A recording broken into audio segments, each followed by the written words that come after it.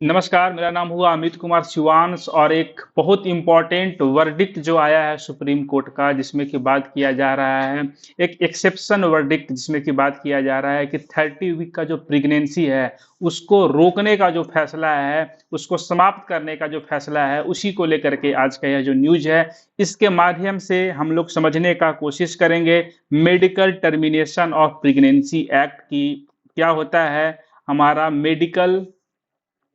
Termination of pregnancy act.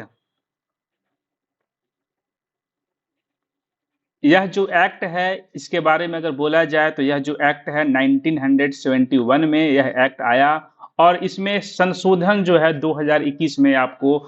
हुआ है। इसके बारे में भी आपको बताया जाएगा किस कंडीशन में सुप्रीम कोर्ट के द्वारा यह जो फैसला है वह लिया गया है। इसी के बारे में भी आपको जो विशेष जानकारी है वह भी आपको दिया जाएगा। अगर हम लोग बात करें कि किस आर्टिकल के तहत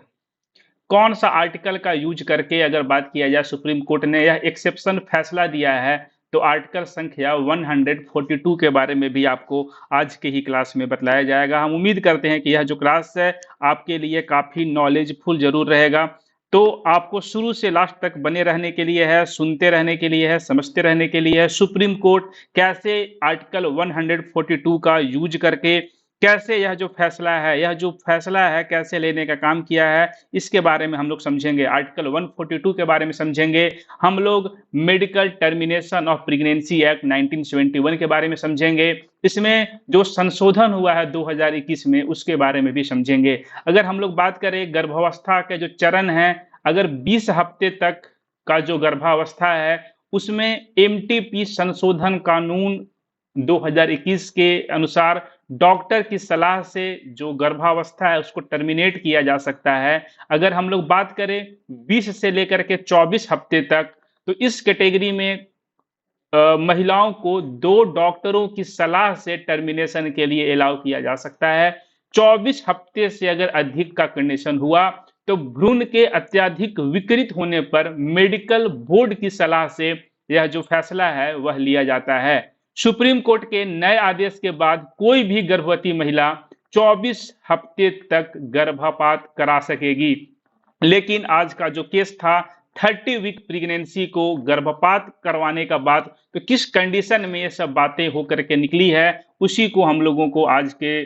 एक जो इम्पोर्टेंट करेंट का सेशन है उसमें देखने के लिए है। अगर हम लोग बात करें, यहाँ पे आप देख सकते हैं कि supreme court sets aside Bombay high court order allows raped minor to end 30 week pregnancy. अगर बात किया जाए कि बॉम्बे हाई कोर्ट का वर्डिक्ट को पलटते हुए सुप्रीम कोर्ट ने एक फैसला लिया और इसके माध्यम से 30 वीक के प्रेगनेंसी को अलाउ किया है कि टर्मिनेट किया जाए। इसमें अगर बात किया जाए आर्टिकल संख्या 142 का इसने यूज किया है। अगर बात करें यह केस का तो 14 ईयर ओल्ड एक जो गर्ल है जो कि एक रेप पीड़िता है, उसकी 30 वीक ओल्ड प्रेगनेंसी को यहाँ पे टर्मिनेट करने की जो परमिशन है सुप्रीम कोर्ट के द्वारा दिया गया है। अगर हम लोग बात करें यह जो आर्टिकल संख्या 143 काफी महत्वपूर्ण हो जाता है। अगर हमको आर्टिकल संख्या 142 के बारे में आपसे एक्सप्लेन करने को कहा जाए तो बहुत ही आसानी से इसको एक्सप्लेन किया जा सकता है। क्या कहता है आर्टिकल संख्या 142?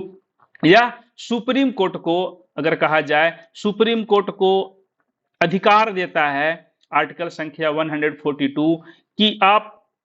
किसी भी मामले में पूर्ण न्याय के लिए आदेश है उसको पारित कर सकते हैं। किसी भी मामले में, पूरे इंडिया में किसी भी मामले में अगर बात किया जाए पूर्ण न्याय देने के लिए, पूर्ण न्याय देने के लिए आदेश पारित करना, और इसी आर्टिकल का यूज करके आप देखते हैं कि यह जो फैसला है सुप्रीम कोर्ट के द्वारा आज लिया गया है, जिसमें कि एबॉर्शन की बात कही गई है, परमिशन दिया गया है 30 वीक ओल्ड जो आपका फोटस है उसकी फोइटस की एबॉर्शन के बारे में इसमें बातें जो है कही गई है। अगर हम लोग बात करें कि अब जो है वो जो बच्ची है जो 14 साल की बच्ची है उसकी जो प्रेगनेंसी है उसको टर्मिनेट किया जाएगा। यह जो रेप विक्टिम का जो यह जो केस है जिसमें कि बॉम्बे हाई कोर्ट ने इस बात को मानने से इनकार कर दिया था, लेकिन बॉम्बे हाई कोर्ट के फैसला को पलटते हुए सुप्रीम कोर्ट ने यह फैसला लिया है कि नहीं, कि हम आर्टिकल संख्या 142 के तहत, जिसमें कि सुप्रीम कोर्ट को अधिकार है कि वह किसी भी मामले में पूर्ण न्याय के लिए आदेश पारित करती है, उसका उपयोग करके हम जो है यह फैसला देते हैं कि वह जो माइनर चाइल्ड थी, 14 ईयर्स ओल्ड गर्ल थी, जो कि एलिगली रेप जिनका हुआ है, उसका जो 30 वीक का जो प्रेगनेंसी है उसको रोक दिया जाए। अगर हम लोग बात करते हैं कि हमारे जो चीफ जस्टिस ऑफ इंडिया हैं डीवाई चंद्रचूड़, अप्रैल 22 को मंडे के दिन कहें कि एक बहुत ही एक्सेप्शनल केस में एक बच्ची को प्रोटेक्ट करने के लिए हम जो फैसला है यह लिए हैं कि उसका जो 30 वीक का जो प्रेगनेंसी है उसको टर्मिनेट जो है किया जा सके। अगर बात करें कि एक जो बेंच बैठा कहाँ पे, तो जो म्युनिसिपल हॉस्पिटल है मुंबई में, वह उनका ओपिनियन था कि clearly opinion that continuation of the pregnancy against the will of minor may impact negatively on the physical and mental well-being of a minor who is barely 14 year old। और यही जो पूरा का पूरा म्युनिसिपल हॉस्पिटल का जो bench था उसका यह जो फैसला था कि अगर हम लोग अलाउ कर देंगे, कंटिन्यूटी को अलाउ कर देंगे प्रेगनेंसी का, तो इससे एक बैड इंपैक्ट पड़ेगा। जो सोच है, जो काफी निगेटिव इंपैक्ट, चाहे वह मेंटल हेल्थ हो चाहे फिजिकल हेल्थ हो, और इसी को बचाने के लिए सर्वोच्च न्यायालय ने आर्टिकल संख्या 142 का उपयोग करके, जिसमें कि वह उसको अधिकार है कि वह किसी भी मामले में पूर्ण न्याय के लिए आदेश पारित कर सकता है, इसका यूज करके यह जो अधिकार है सुप्रीम कोर्ट के द्वारा उसका इसने प्रयोग अभी किया है। अगर हम लोग देखें कि सबसे पहले देखते हैं कि जो इंडिया में क्या रूल एंड रेगुलेशन क्या है एबॉर्शन के लिए, तो सबसे पहले एक प्रेगनेंसी एक्ट आया था जो कि आपको समझना है यहाँ पे, medical termination of pregnancy act 1971, short में इसको एमटीपी एक्ट में बोलते हैं। इसमें कि कैसे प्रेगनेंसी का जो किस सर्कमस्टांसेस में टर्मिनेशन हो सकता है। तो सबसे पहला जो कंडीशन यहाँ पे आपको निकल करके सामने आ रहा है कि अगर प्रेगनेंसी 20 वीक से कम का है तो बस एक डॉक्टर के एडवाइस से जो है टर्मिनेशन यहाँ पे पॉसिबल आपको दिख रहा है। अगर वही प्रेगनेंसी 20 से लेकर के 24 वीक तक, तो 24 वीक का है, तो यहाँ पे इसको एक्सेप्शन माना जाएगा। और यहाँ पे अगर देखा जाए तो यहाँ पे 2 रजिस्टर मेडिकल प्रैक्टिशनर को इवैल्यूएशन का टास्क दिया जाएगा और इसके बाद जो है फैसला को लिया जाएगा। अगर बात करें सेक्शन 3B जो कि एमटीपी एक्ट के अंदर में आता है, जो कि medical termination of pregnancy act के अंदर में आता है, उसमें कि अगर बात किया जाए पोस्ट प्रेगनेंसी का, बात किया जाए रेप का, बात किया जाए जो सेक्सुअल असॉल्ट होता है माइनर्स के साथ में, बात किया जाए कुछ वीमेन्स का जो कि डिसेबिलिटीज के साथ में जी रही हैं, या फिर अगर बात करते हैं कुछ मैरिटल स्टेटस का कुछ स्पेशल केस में, इसमें अगर टर्मिनेशन का बात हो सकता है। तो ये सब कुछ स्पेशल केस है जिसमें कि आर्टिकल संख्या 3B जो है, सेक्शन 3B जो है एमटीपी एक्ट का, उसके माध्यम से कुछ विशेष कंडीशन के बारे में भी यहाँ पे आपको मेंशन किया गया है। लेकिन अगर बात किया जाए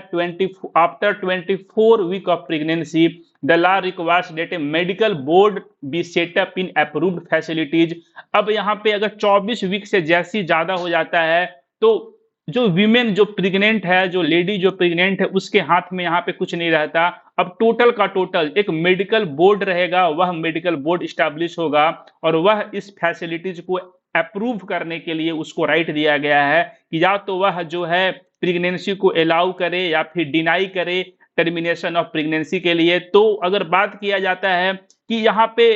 वे लोग तभी प्रेगनेंसी को टर्मिनेट करेंगे जब जो फोइटल जो है, जो बच्चा जो पेट में पल रहा है वो कुछ एबनॉर्मलिटी के साथ में पल रहा हो। इस केस में ही वह क्या कर सकते हैं, इस बात को कर सकते हैं कि